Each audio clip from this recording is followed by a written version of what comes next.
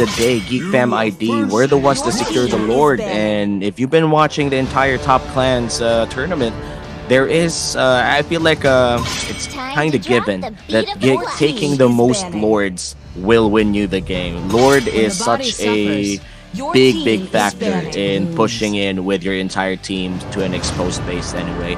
Entering this game, Geek Fam ID will be playing on the red side, Gamelab on the blue. This time. Gamelab now, once again, back in this blue side. I mean, they have their fair share of wins and losses being on this side, and it is just Geek Fam Indonesia that have managed to, you know, get a lot of the better picks, especially with the two bans that we had here. But now that TZ has control over that 1-1, it seems like it has been the recurring story here for both of the teams, right? We've seen TZ use that Claude a while ago. He had a lot of assists, but unfortunately for him, not a lot of kills in the process. So there weren't a lot of major pick-offs that Gamelab had, even though they had the Kaja on their side. So now it's going to be Geek Fam Indonesia that will be using that Kaja.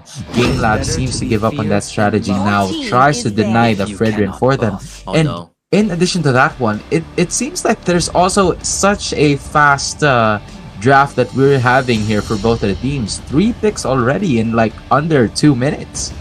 I feel like this is just the mastery of each other's coaches. They already know what to give, they already know what to take. And in my opinion, maybe for them, this is a good 50-50, considering that they have their own strategies. But it's already proven and tested for Geek Fam ID that getting this Kaja paired up with somebody who could deal additional magic damage, preferably burst, in which case this time it's the Valentina and the Amon. It's a guaranteed strategy to just kill one member immediately. There's absolutely no way that somebody could survive a Kaja Divine Judgment paired up with somebody else bursting in, especially if it's magic damage. Even if you say that it's the Fredrin, there's a big chance that if Geek Fam ID does get ahead, that Fredrin won't even survive. Right now, Gamelab, though, they have tools to check the bushes. They have the 1-1 Swallows path and, of course, the Void Crystal as well. So they could stay away from the Kaja, but they better hope that the Kaja doesn't bring a flicker, if ever. I mean, they had that, Havost had that Fredrin from a while ago, right? And unfortunately, it didn't really work for him, considering that he chose the Lapu-Lapu over just so he would have anti-crowd control and crowd control immunity for him. And Fredrin likes capturing a lot of attention with that taunt and with that Appraiser's Wrath as well. So at some point, they might need to change their strategies here from the mechanics that their heroes impose. But Ruby is going to be the new addition to the squad coming in from Gamelab, and also that very own jungler that Takanaga will be using. And in addition to the other side, will also be Kadera picking up that one as Janakiti. I believe this is an Amon once again. So yes. It is going to be another secured of a burst that was used by Takanaga from a while ago. So it seems like they're simply just switching here and there in terms of their opponents, and whoever gets to use their own, as Gamelab and Geek Fam ID will try to figure it out, because, you know, Game 5, I believe, is the most crucial among all the games that we have here if you're in the 7-game series. Yeah. Definitely, especially if it's 2-2, where you want to get that upper hand, get that match point already up and coming. Getting a win here means possibly even securing this series, but looking at how it's going, I won't be surprised if we're going to Game 7 later on. Looking at Geek Fam, though, I have to say that this Leslie is such a great addition to the composition right now. You have great early game advantage coming in from John Acuity, and of course the magic damage support from Valentina and the Kaja, and then you pair it up with Luke on this Grok with a high and dry. For sure, the damage was just rain in, and I'm excited to see how Geek Fam ID would play this and how Gamelab would try and counter this a very straightforward strategy coming in from Geek Fam. One of the advantages that Gamelab could possibly utilize here is the fact that the gold lane matchup is really over there from the bot side, and Leslie doesn't have a pretty good record, especially with the matches we have here in Top Clans. So with the tremendous amount of gank that Gamelab could possibly impose, knowing that they have Dockman, both Dockman and Takunaga having that mobility and at least low cooldown with the I'm offended and don't run Wolf King is going to be crucial for them to move forward in this matchup. But I'm sure Geek Fam won't be letting that up as well, as Aboy and Beloyski are just going to be protecting those objectives. And Luke having a significant advantage over Havost onto that one, because Havost will be the one to retreat, and this is what I'm talking about, right? Beloyski going down immediately, and instead of trying to protect, he kind of gave it away as, you know, Kadera's Oh, wow. Slain. Oh wow, nice double kill coming in from Gamelab. They just got 2 kills with a dive as well. The rotation early game, it looks like UTZ might be in trouble here. Burns out the needles, throws out the Swallow's path, and he will be safe. Sona, that was such a great rotation coming in from Gamelab, securing 2 crucial kills in a matter of 2 minutes. You're absolutely right, Takunaga participating in those 2 kills, which is why now Leslie is kind of in a little bit of a scuffle here. He seems to have problems in trying to figure out how they can further engage, but the turtle is about to fight now. Yeah, half HP on the turtle. Beloyski, though, might be in trouble. Takunaga doesn't really find him. It looks like the turtle will be going to the hands of the... Okay, it's a boy who secures it. Luke will be trying to run away, but real world motivation a little bit too much for him to take. Gamelab, they secure more kills, but the turtle does go to Geek Fam ID.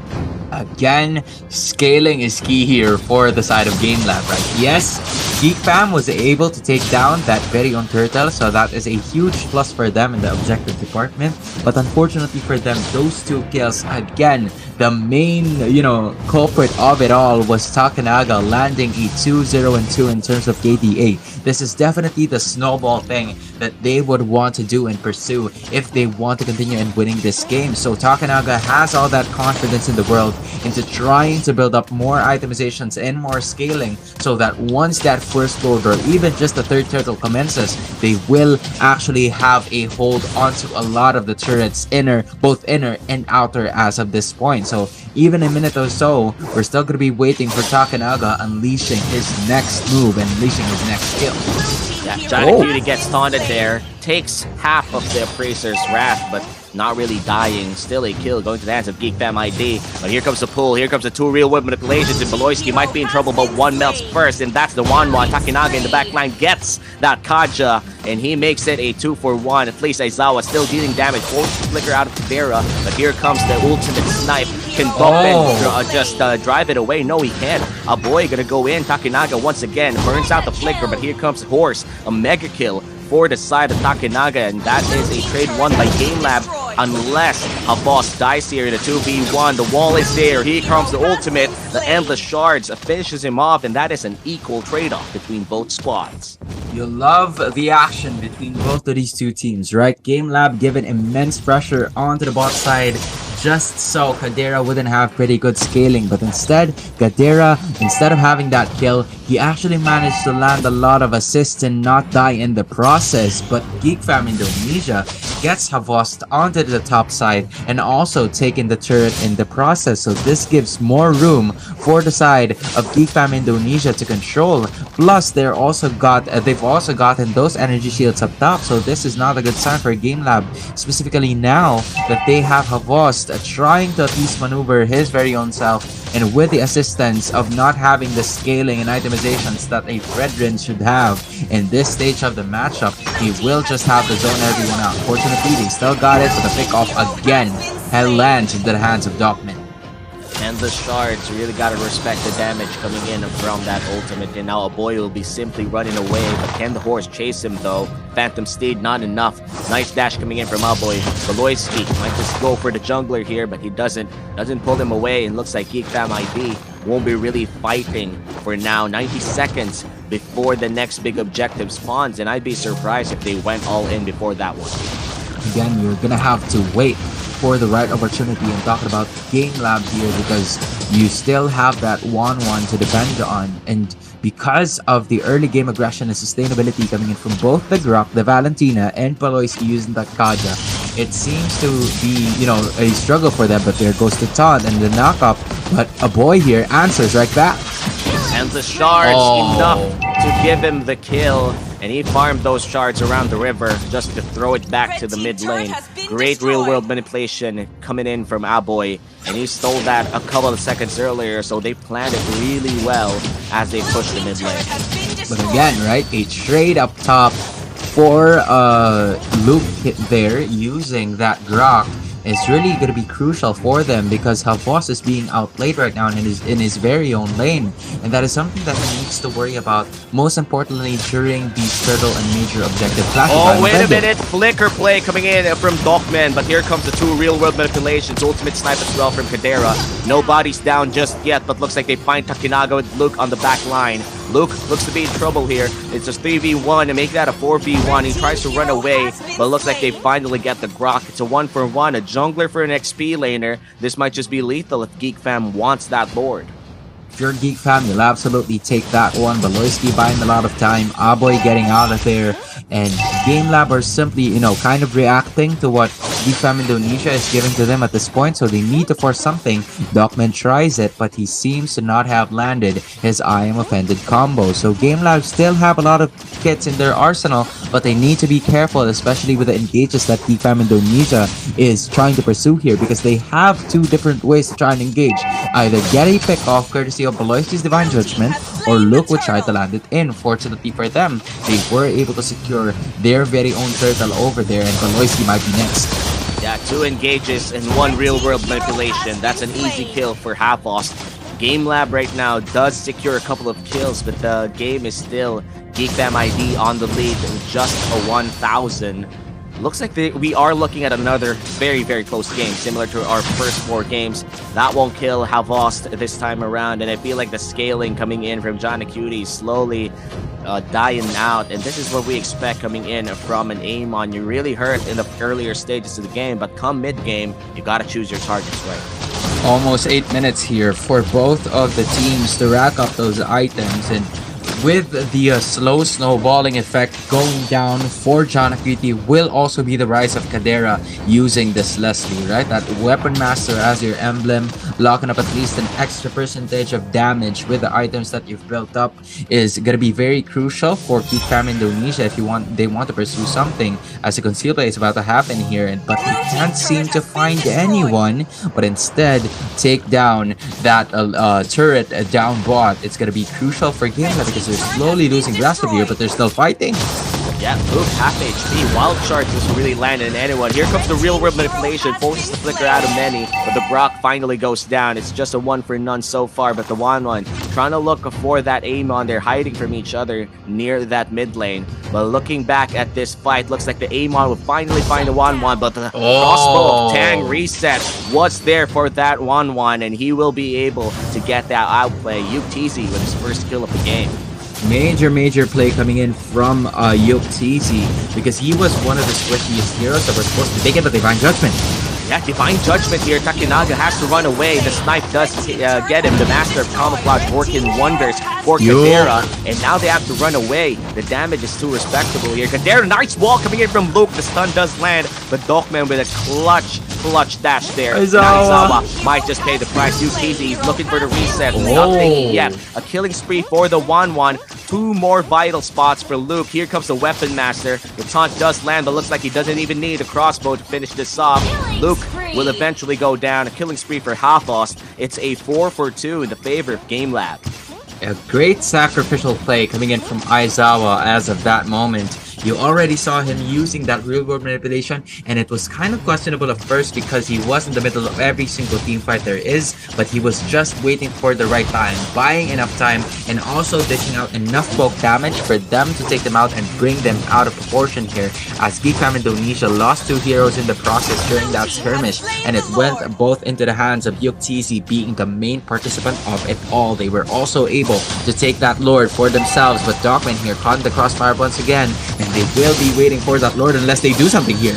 Wow, Luke, wild charge away, walls out 2 people, but look at the damage coming in from the real-world manipulation. Aizawa making him bleed, and now they're going to take 2 turrets, and in the mid lane, Takinaga having a fight with John Acuity. Havos looking for the Amon, but the Amon will be going out with the camouflage, though he's being snuffed out here. Following him. 3v1, it's going to be extremely hard for him to escape, but the Lord, the bushes, where can he go? Aizawa trying to play a game here with him, and looks like the camouflage about to wear off, gets stabbed grabbed here by Takinaga, but I feel like they don't really know that the Amon is there, and you gotta check. Got a taunt, and looks like this is it for John Acuity as he goes to camouflage once again. Can he actually juke it out against 3 people? It looks like he can. A little bit more, and he's gonna be out of jail. And looks like he's gonna survive. And UTC goes down in the process. A double kill for the Brock. He bought so much time that Geek Fam ID took down 2 kills. But looks like Aizawa going in with the endless shards here. That's 3 for 2 right now. And looks like Appraiser's Wrath going in big for Hopos, but it's not enough for them to win that fight. A double kill for Kadera means Aizawa is the only one left alive for Gamelab, and they gotta clear out this Lord. Bro, John Acuity just unleashed the Amon crossover, behind the back, step back, whatever you would call it, because he just swerved his way out of Gamelab's face, and they immediately retaliated back once Gamelab, the remaining 3 members, wanted to go for the team fight.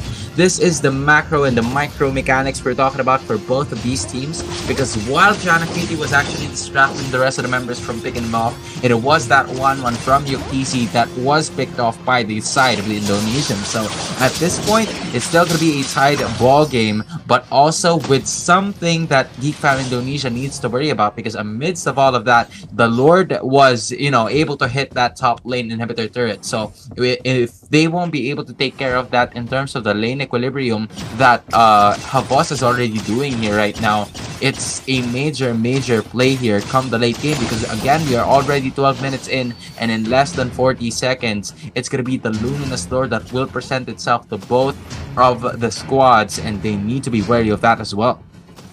And this is just something great coming in from Gamelab and Geek Fam ID. You could feel the tension in this game. Geek Fam, they bought so much time with John Acuity just running around, and then suddenly getting UTZ out of nowhere. And when I say out of nowhere, it's from Luke, who actually just surprises people with this damage high and dry on this rock.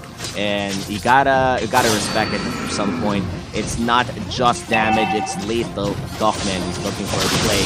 No, I'm offended just yet, but look at the start. UTZ immediately gone, and Luke has to flicker away. Aizawa right in front of 2 of them gets walled out by the Brock. Guardian's Barrier going huge here. Nice taunt coming in, and looks like one of them, Baloyski, will be the next. Luke should be a double kill here for Takinaga, and that was a win for the side of Gamelab despite having UTZ out. The Lord swings it out. The taunt is there. Knockup gonna land on John Acuity, and here comes the boy who's gonna get the kill here. The damage is too real. He goes terrified. Flicker out, but look at the endless shards sparking that kill for the side of John Acuity, and now it's a 3v2. John Acuity, boy, against the entirety of Gamelab, and it's a killing spree for the side of Takinaga. He got 3 kills in 1 fight, plus the Lord. That is what you call not giving up on the play, right? It was Yuktzi being given by such a wonderful wild charge and those shards combo coming in from the side of Geek Fam Indonesia, but they also managed to target Kadera in return, who was just about to dish out a lot of damage. And in fact, inside of that, there was 2 different fights happening for both of the teams here, but Gamelab tends to maximize all of it because they managed to take down Baloyski, who no longer had enough skills after the use of the wild charge on to Yuktzi. So now they have significant advantage with the Leomord holding the helm. A3 and 8 now for Takinaga with the Luminous Lord as well. All minions are now in control of that squad, so how will they be able to potentially get a lot of inhibitors here, or will Geek Fam actually stop it? In 1 inhibitor is already down for the Indonesian squad. Great wave management coming in from Geek Fam. There's only 2 lanes that they have to watch, the bot lane and maybe later. And here comes the final push, possibly, from Gamelab. Real world manipulation is burned, and the boy is getting burned. Takinaga going in for the kill, make that a mech kill. On the backline, Beloyski does find 1, but half HP on the crystal, and suddenly it all burns down. Gamelab gets match point in the grand finals. Victory!